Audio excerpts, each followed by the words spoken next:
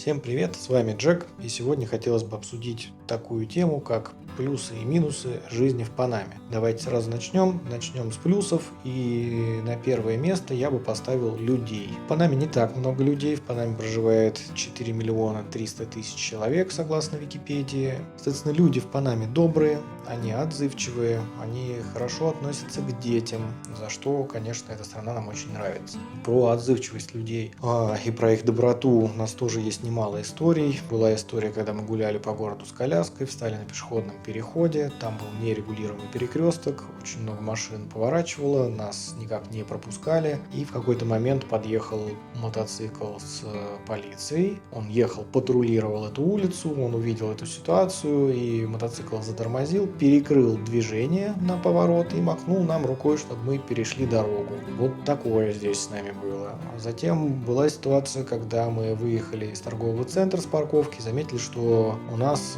сдулось колесо. Мы, соответственно, остановились на аварийках у края дороги. Я полез в багажник за запаской, за домкратом. В этот момент какие-то рабочие просто рядом занимались своими делами относительно дороги. Я не помню, что они делали. Либо они клали асфальт, либо они ковырялись с проводами там в люке. Тем не менее, они подошли, посмотрели на все это дело, молча стали нам помогать, так как уровень испанского близок к нулю у нас был на тот момент. Они взяли наш домкрат, попробовали поднять машину, выяснилось, что он недостаточно высоко может подняться, чтобы снять можно было колесо. Они принесли свой домкрат из своей строительной машины, помогли поднять нам автомобиль, открутили колесо, закрутили колесо. В общем, просто как будто мы в сервис приехали, не попросили с нас за это ни $1, рассказали, где находится ближайший сервис, чтобы мы могли залатать свое лопнувшее колесо. То есть это было очень неожиданно и тоже, соответственно, очень приятно, что люди настолько отзывчивые, что ты даже не просил о помощи, ты им не махал, ничего, они сами увидели, что тебе требуется помощь, помогли. Очень приятная история. Я говорю, таких историй не то, что прям очень много, но тем не менее, плохих историй я на самом деле вспомнить не могу, когда нам где-то там нахамили. В этом плане люди, я бы сказал, нейтрально позитивные. То есть нет такого, что они прям идут и улыбаются тебе, нет. Люди идут с обычными лицами, они в своих мыслях загруженные, но как только ты к ним подходишь, начинаешь какой-то диалог, а если ты еще и несколько слов знаешь на испанском языке, то они прям расцветают, они такие, да, конечно, они очень сильно стараются понять, что тебе нужно, ни в коем случае они не хмурят брови, не закатывают глаза, когда переводчик в телефоне включаешь. В общем, люди потрясающие, могу долго о них говорить, это что-то невероятное. На второе место среди плюсов я бы поставил климат, естественно. Вечное лето, всегда плюс 30-35, всегда тепло. Соответственно, вытекающие из этого плюсы, что нет центрального отопления, батареи не занимают у вас место в доме, хотя, может быть, они не так много места занимают, зависит от размера вашего жилья, но тем не менее. Помимо отопления здесь отсутствует как таковая верхняя одежда, то есть в магазинах, соответственно, вы можете ее найти в каких-то, не прям зимние какие-то шубы, валенки, а такую, скорее всего, какие-то куртки, ветровки, среднюю, я бы не назвал ее прям теплой. Но из-за того, что здесь очень тепло, вы не нуждаетесь в этой одежде, к чему я веду свою мысль, и, соответственно, у вас пустые шкафы, то есть вы живете в апартаментах, в доме, неважно, здесь по большей части принято сразу же делать встроенные шкафы, то есть, во-первых, не надо заморачиваться с тем, чтобы что-то там где-то купить и обставить. Нет, шкафы сразу же встроенные, мы снимали апартаменты, там были встроенные шкафы, мы жили в доме, там тоже были встроенные шкафы, и за счет того, что вам не нужно хранить там 3 шубы и 5 зимних курток, соответственно, они пустые, то есть там висят майки, шорты, платья, и вся ваша одежда всей семьи, в принципе, может поместиться в один шкаф. Климат. Нет отопления, нет верхней одежды. Шкафы свободны. Прекрасно. Соответственно, тоже вытекающая из этого история, что здесь мы практически не болеем. Единственный момент, когда вы можете, конечно, опростоволоситься и заболеть, это кондиционер. Касается каких-то помещений, будь то какие-то государственные учреждения, магазины, банки, неважно. То есть любое помещение здесь кондиционируется, и температура тоже может быть достаточно низкая. Соответственно, если вы промахнетесь, придете распаренные, сядете еще и под кондиционер, то насморк, горло, добро пожаловать. На третьем месте в отдельную категорию я бы выделил природу. Здесь всегда зелено, как я говорил, круглый год лето. Когда круглый год зелено, это прекрасно. За 3 года к этому мы так и не привыкли. Каждый раз выходишь, каждый раз впечатляешься, это поднимает тебе настроение, что вот зелено, светло, солнце, все дела. Соответственно, солнце мы тоже отнесем, наверное, больше к климату. Здесь очень много солнечных дней, порядка 330. Поэтому да, это тоже влияет на общую вот эту, наверное, какую-то позитивную волну. Зелень, солнце очень прекрасно. Природа здесь разнообразная, то есть надо понимать, что здесь не одни там пальмы растут сплошняком, здесь только пальм видов, я не знаю, наверное, 20 разных мы видели, просто прекрасные деревья, всякие разные, у них разные листья, они разных размеров. Вот, животные, птицы те же самые, ты каждый день просыпаешься от того, что поют птицы, их здесь тоже огромное количество, к этому, наверное, тоже невозможно привыкнуть. Много очень зелени и птиц просто полно. Те же самые попугаи, они спокойно летают в городе, можно увидеть туканов, если очень повезет. Попугаев ара, честно, в городе мы видели только в клетках. Есть люди, которые у себя держат там в частных домах, но разнообразие природы тоже отдельный плюс. Ну и, соответственно, вытекающие отсюда это фрукты. Фрукты здесь дешевые, не все, надо сказать, потому что, опять же, можно подумать, что раз лето круглый год, значит и фрукты круглый год. Да, фрукты круглый год, но у фруктов нет такого, чтобы они прям, ну, кроме бананов, наверное. Да, бананы могут, у них нет сезонов, они вот постоянно растут. А, допустим, манго, здесь у него сезон с апреля или с мая, там где-то по июнь, буквально 2 месяца. То есть в эти месяцы в магазинах можно найти местное манго, которое будет не очень дорогое. В остальные месяцы тоже можно купить манго, но оно будет уже привозное. Там из Чили, например, из Коста-Рики, еще откуда-то. Вот, поэтому фрукты круглый год, но дешевые они по сезону, скажем так. Ну и опять же, цена будет не сильно отличаться, то есть вы можете купить там манго по $1, а привозное манго будет там по $2 за штуку. То есть, ну, не сильно прям. И такой тоже не самый очевидный плюс, возможно, это плюс только для меня, но тем не менее, это стабильность закатов и восходов. Тоже это я записываю в природный плюс. Здесь каждый день солнце встает приблизительно в 6 утра. В течение года это время меняется там буквально плюс-минус 10 минут. И садится точно так же в половину 7 вечера. Тоже плюс-минус 10 минут. В чем плюс для меня? В том, что у меня есть некая специфика моей работы. Я начинаю работать каждый день в 3 часа утра. И такая стабильность природная, она очень сильно помогает придерживаться режима. Я не знаю, смог бы ли я так работать, находясь в Москве, потому что там летом солнце встает в 4 утра, зимой там и в 11 его может не быть еще. Здесь стабильность природная. Вот, это было, наверное, очень неожиданно для меня, когда мы сюда приехали, и это для себя открыли, что помимо того, что здесь один сезон весь год, это лето, ну, условно, там их 2, как бы влажный, сухой, но лето. И закаты и восходы. Каждый день в одно и то же время это потрясающе. Вот. Других слов у меня нет. И на 4 место я поставил бы налоги. Естественно, в Панаме.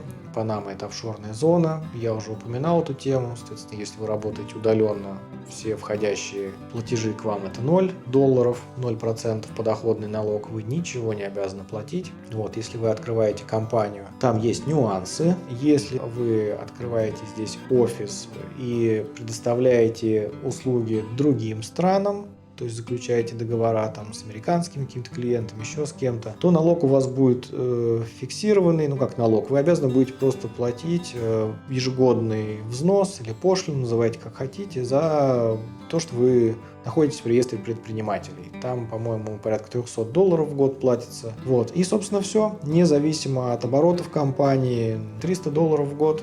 Вот, если у вас клиент иностранный, вы не оказываете услуг на территории Панамы, но офис у вас в Панаме, вот, соответственно, в $300 вам это удовольствие обойдется. Так я еще подумал, прикинул, знаете, что бы я отнес к таким плюсам, которые вот, ну, прям лично очень субъективные, по моему мнению. Наверное, это стиль вождения панамцев внезапно И тут, наверное, некоторые люди, которые живут в Панаме, сейчас побегут за корвалолом и скажут: ну, ты, наверное, упал или машину не водишь здесь вообще. Вот. Но нет, смотрите, стиль вождения в Панаме, чем он отличается? Про поворотники говорить нет смысла, их нигде в мире, наверное, не включают. Вот. Здесь есть манера встраиваться или, я не знаю, лезть просто в соседние ряды. Как это проявляется? Соответственно, ну как вот вы слышите, так это и есть. То есть трехполосная дорога, человеку из крайней левой полосы надо встроиться в крайнюю правую, потому что у него через 100 метров поворот. Если это какая-то пробка или это где-то в городе, пока движение не очень сильное, то он будет достаточно нагло лезть в ваш ряд, соответственно, вот прям высовывать нос своего автомобиля до такой степени, чтобы вы, в принципе, не могли проехать и пропустили его. И, ну, соответственно, вам ничего не остается, то есть вы его пропускаете,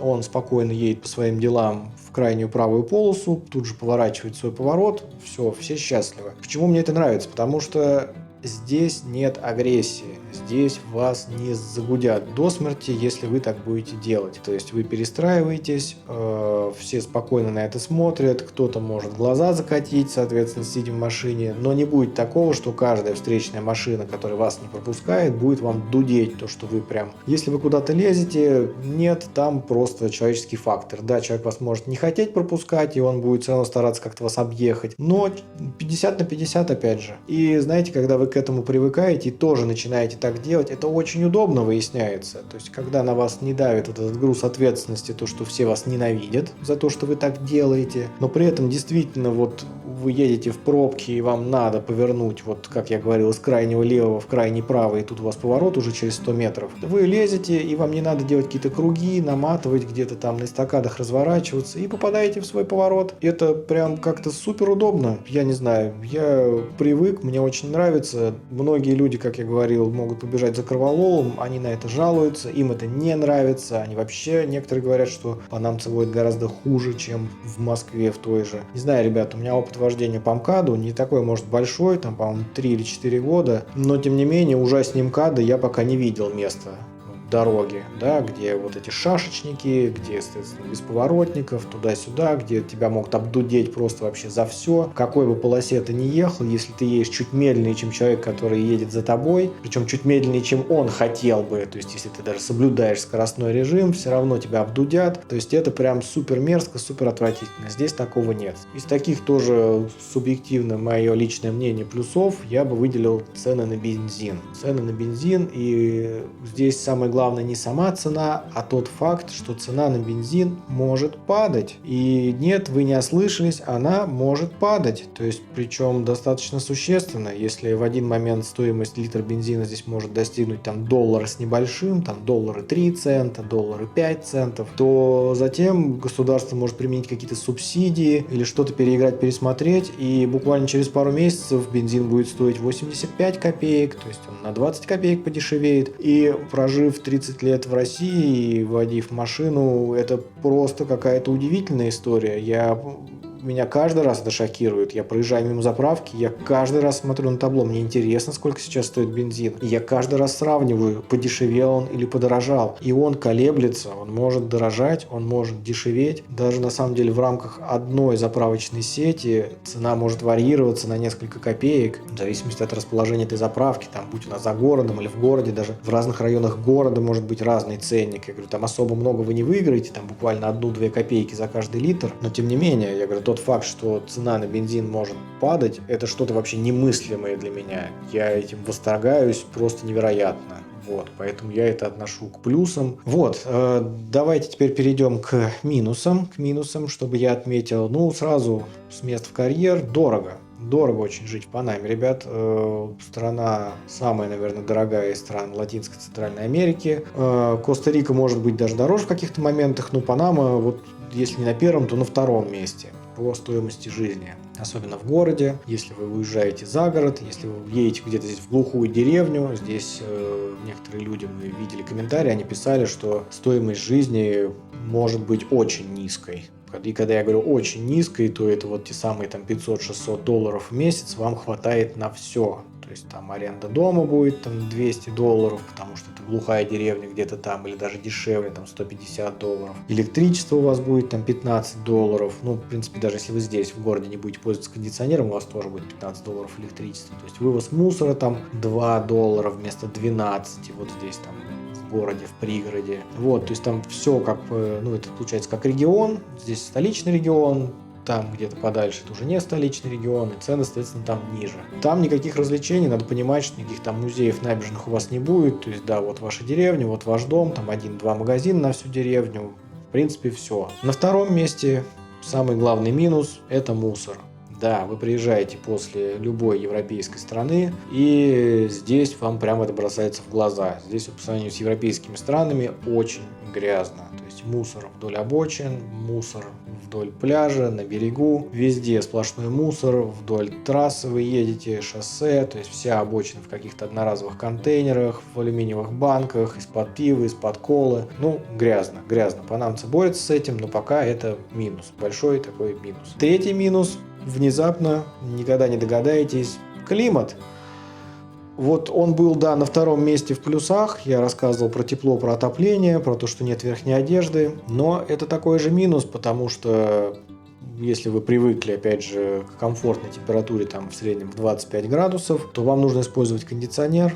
Вы выходите на улицу из-за того, что ветер, конкретно в нашем регионе, не знаю, может в других регионах Панамы там все нормально с ветром, но здесь это прям редкое явление. Очень душно, то есть 30-35, вы выходите, вы как в бане, то есть ветра нет, это не духота какая-то невероятная, но вот прям тяжко, поэтому из-за вот таких климатических, скажем так, условий нормально выйти погулять вы можете где-то с 6 утра с восходом солнца до 9 утра, потому что там уже начинает печь, ультрафиолет, добро пожаловать, и где-то после 4 вечера, там уже как хотите, то есть там в 6 солнце сядет, плюс 25 градусов на улице будет. Единственный важный нюанс, что после захода солнца вылезает огромное количество комаров, поэтому берите с собой спрей, попшикайтесь, иначе будете покусанным. На 4-м месте среди минусов тоже внезапно невероятно та самая природа. То есть она была у меня в плюсах на 3-м месте, и вот здесь в минусах она попала на 4-е место. Потому что почему? Круглый год лето.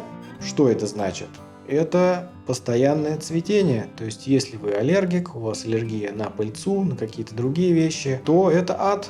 Это ад. Здесь круглый год что-то цветет. Соответственно, если, я говорю, у вас, не дай бог, какая-то аллергия, появляется там конъюнктивит, еще что-то, насморк, ну, вам здесь явно не понравится. Потому что здесь каждый месяц цветут какие-то деревья. Вот, прям...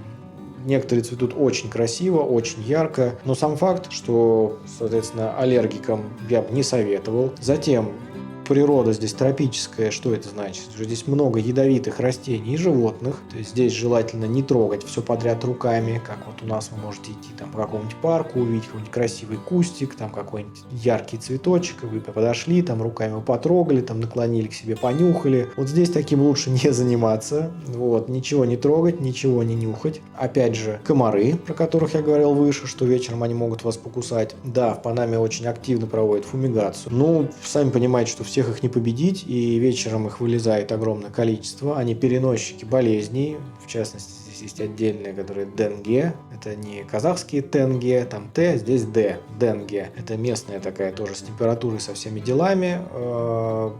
Тоже, когда очень много комаров, может быть даже такая, ну не эпидемия, а вспышки этой болезни. То есть здесь государство это отслеживает, оно старается с этим бороться.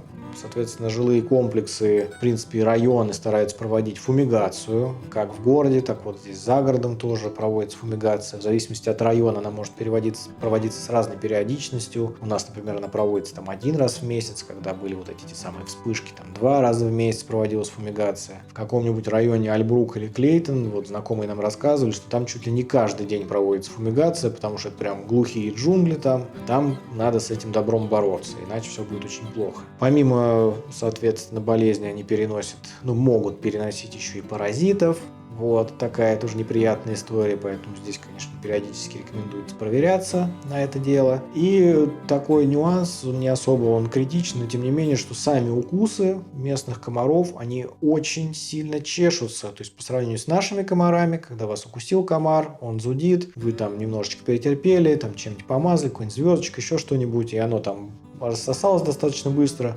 То здесь нет, здесь комар тебя кусает, и у тебя это может зудеть там чуть ли не целый день, даже если ты это мажешь, ты как бы какие-то там применяешь секретные техники, там ногтем крестик поставить на этом месте. Нет, это не помогает. И вот у ребенка, например, укусы комаров могут проходить неделю или даже 2. То есть вот, как бы никаких последствий после этого нет, но сам факт, что они какие-то более ядреные. Вот, поэтому природа, несомненно, она, конечно, прекрасна, но в минус я ее тоже спокойно могу отнести. Такой чисто субъективный, вот как по поводу стиля вождения я говорил. Опять же, к минусам я бы отнес, назовем это стиль вождения внезапно. Вот такое хитрое видео, что у меня одни и те же плюсы и минусы. Ну, я человек стараюсь быть объективным, поэтому вот. А что относится к минусам? Не то, что они лезут, нет, все-таки то, что они лезут, это лично я считаю плюсом, я этим уже привык пользоваться, мне нравится. Нет, ночное вождение, плохая освещенность, люди включают дальний свет, потому что, во-первых, плохая освещенность, во-вторых, у них стекла тонированы, у многих они тонированы очень сильно, что вот днем светит яркое панамское солнце, и лобовое стекло, оно просто черное, вы не видите ничего, что у человека в машине происходит. Вот, и с таким стеклом, соответственно, ночью едет, и едет он с дальним светом.